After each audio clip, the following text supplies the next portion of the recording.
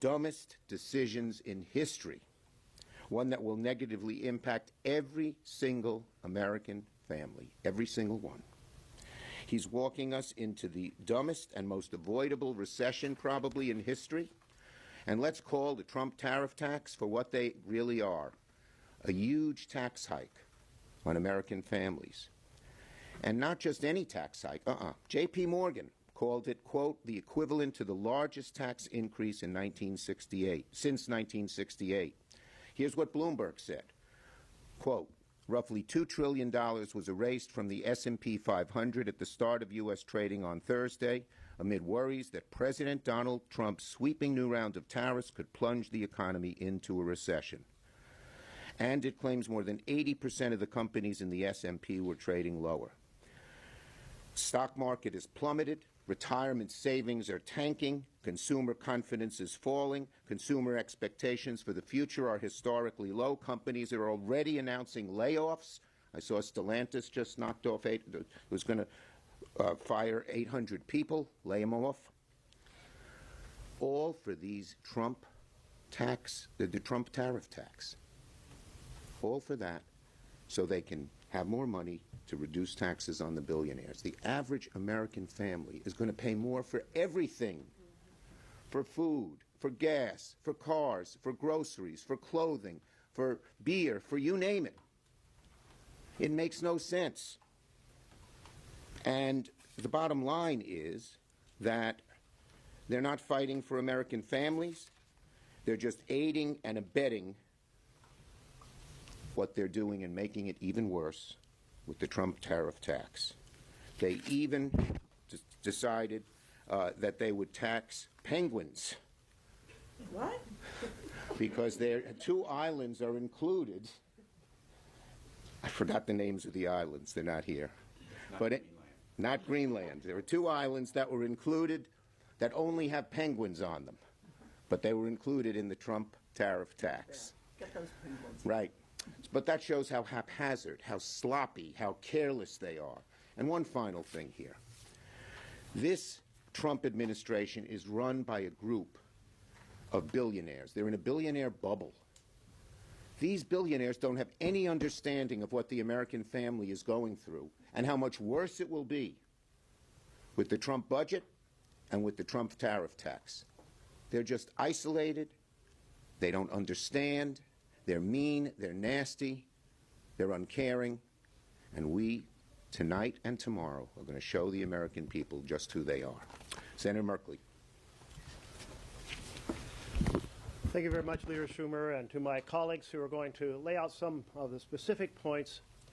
But let's understand this. Republican plan is simply 4 words. Families lose, billionaires win.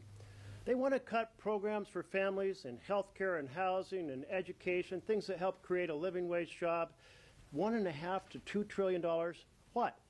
To fund more tax giveaways to the very richest Americans. It's a great betrayal, certainly, of the American family. And in the process, they're going to put an enormous burden on the generations to come. $37 trillion is the bottom of what the range might be that their bill will cost. $37 trillion. You know, our current GDP, annual amount we produce each year, is only around $30 trillion. They want to put additional debt of $37 trillion. Or let's look at the current debt. In 249 years since our independence, we have run up a debt is just shy of $37 trillion. That's how big, in one decision, one bill, in 1 year, they want to increase the burden on the generations to come. This is really sickening. The economists point out that that burden will reduce the economy in the future, that it will raise interest rates in the future, that that burden will reduce the ability to have the foundations for families to thrive in the future. It's so sickening. Every one of my Republican colleagues who has talked about fiscal responsibility should rush to the bathroom and throw up in the toilet. That's how sickening this situation is with additional debt. Now, we've heard about a magic wand called Section 312. Section 312, interesting, has never, ever in the history of our country ever been used on a reconciliation bill. Never used. It's only been used on narrow anomalies in regular spending bills to solve naughty little problems of estimate. It is a completely inappropriate vessel to use just by precedent, but also recognize that in reconciliation there are explicit instructions called the Byrd Rule on how you estimate the impact of debt, the impact of any policy option or any revenue option on the amount of deficits that will be created. Those explicit instructions are ones that we will turn to when we get to the reconciliation bill. Section 312, totally inappropriate.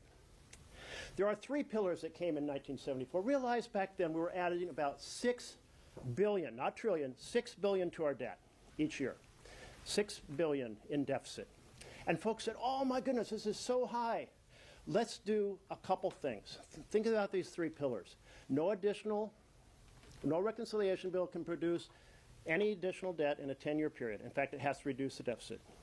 Second of all, in any given year after the first 10, it cannot increase the deficit. Third pillar, we have to have honesty. No smoke and mirrors, no gimmicks. That honesty means we're going to create the Congressional Budget Office and we're going to use those nonpartisan estimates. Back in 1996, the Republicans struck down the first pillar and said you can, in those first 10 years, you can increase the deficits. Now today, they're striking down the second pillar, saying no deficits year by year after the first 10 years, and the third pillar, that is the use of nonpartisan numbers generated by CBO. If you care anything about fiscal responsibility, you would be a hell no on this bill. Fiscal responsibility is being thrown overboard. No, they have a plan. Families lose, billionaires win. We have a plan too.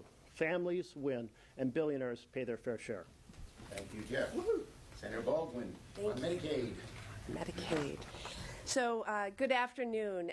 As you've already heard from my colleagues, Republicans are going to try every which way to hide their plans that will create new tax base for the wealthiest and pay for it by cutting Medicaid. We are going to watch Republicans tie themselves in knots to somehow say they are not cutting Medicaid and ripping the rug out from our families. But they will not be able to escape the truth. The truth here, and more importantly, the truth our constituents will feel, is that this Republican budget plan will cut Medicaid to the bone and take health care from children, from people with disabilities, from seniors, and from our most vulnerable. You've all heard the numbers. 72 million Americans, 8 million seniors, a third of all children rely on Medicaid for their health care. But these numbers have real faces and real stories behind them. Real people in my state and every single state that my Republican colleagues represent who rely on Medicaid for life-saving care. We're talking about children who need Medicaid to see a doctor. We're talking about rural hospitals that without Medicaid would close. We're talking about people like my own mother who relied on Medicaid at the end of her life to pay for skilled nursing care.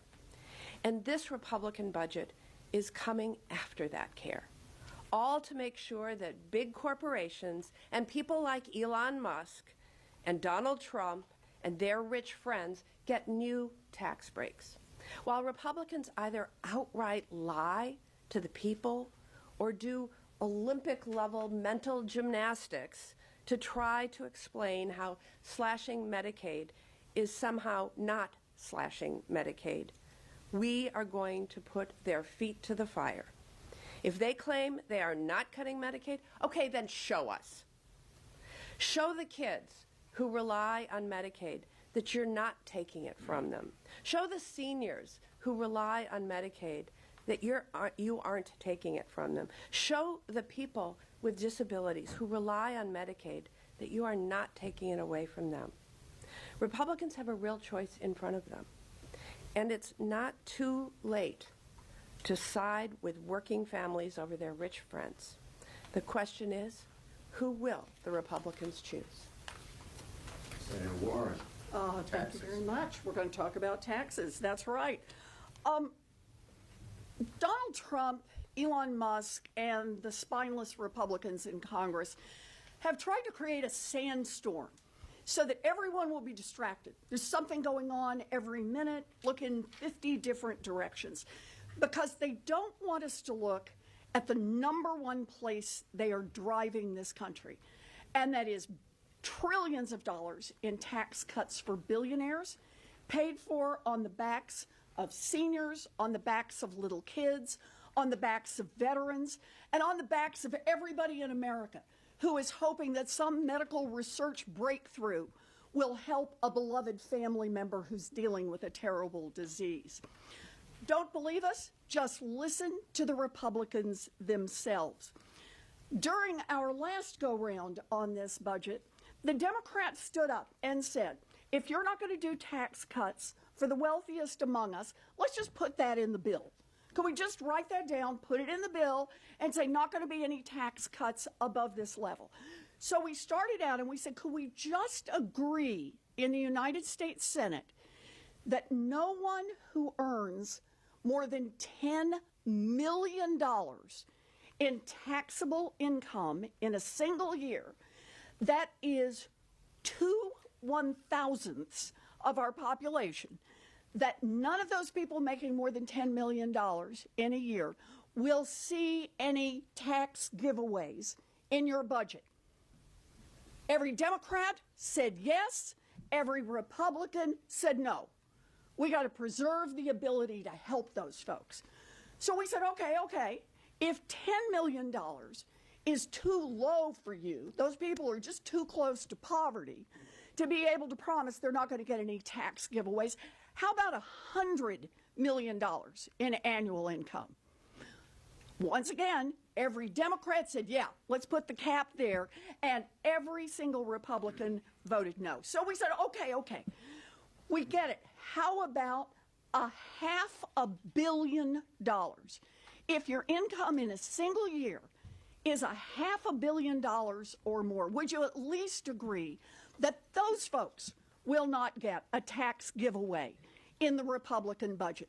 And every single Republican said, nope, got to preserve the opportunity to hand out those tax breaks for people making more than $500 million a year.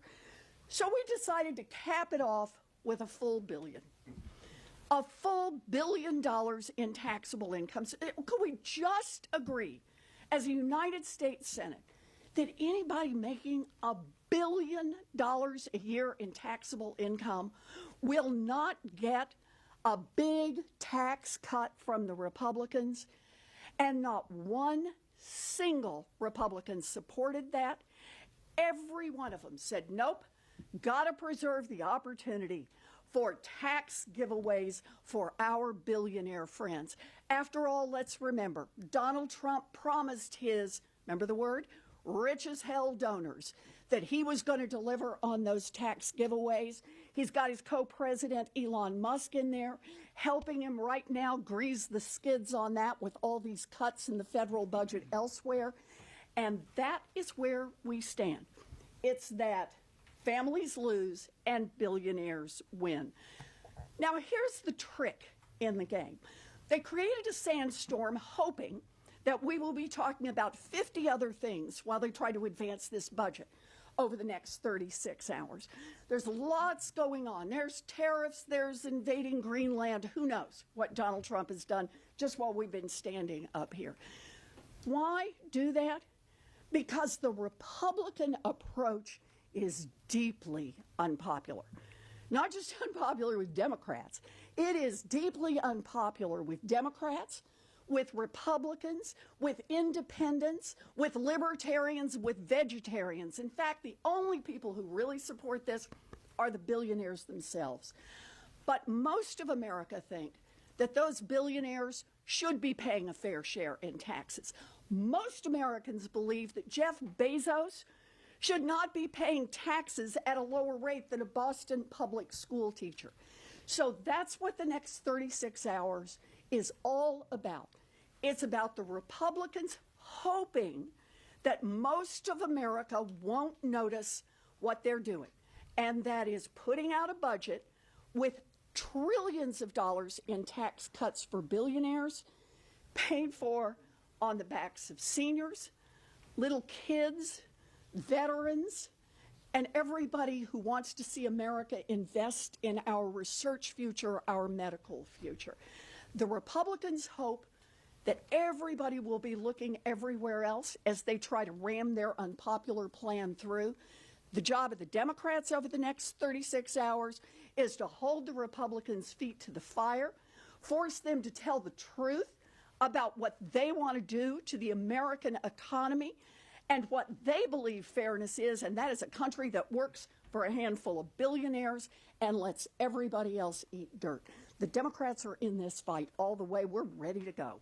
Ready to go. Thank you. Great. Senator Blumenthal on veterans. Veterans and national security.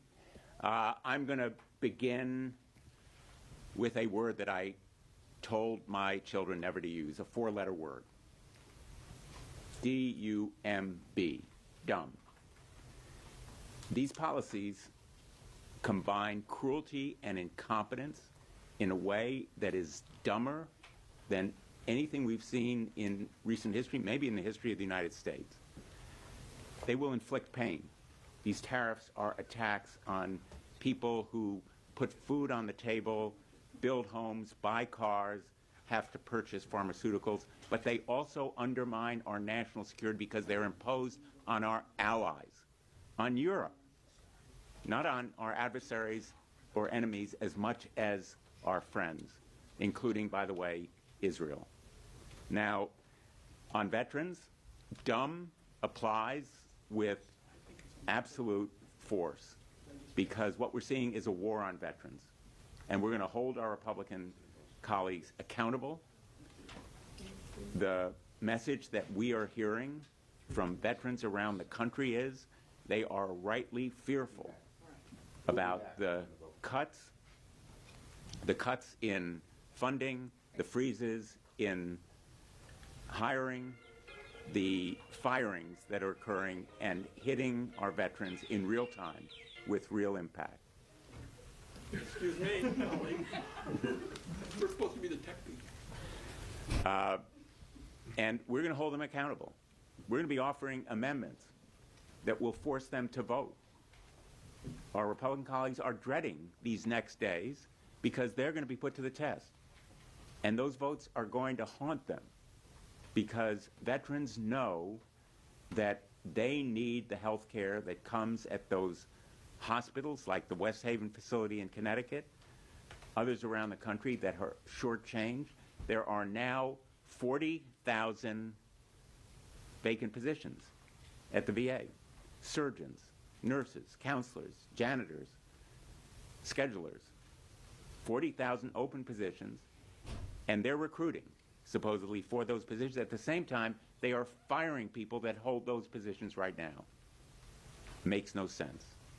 And so veterans around the country are demanding what the VFW commander demanded when he came before our committee: stop the bleeding. We're going to seek through this next couple of days to stop the bleeding in veterans programs.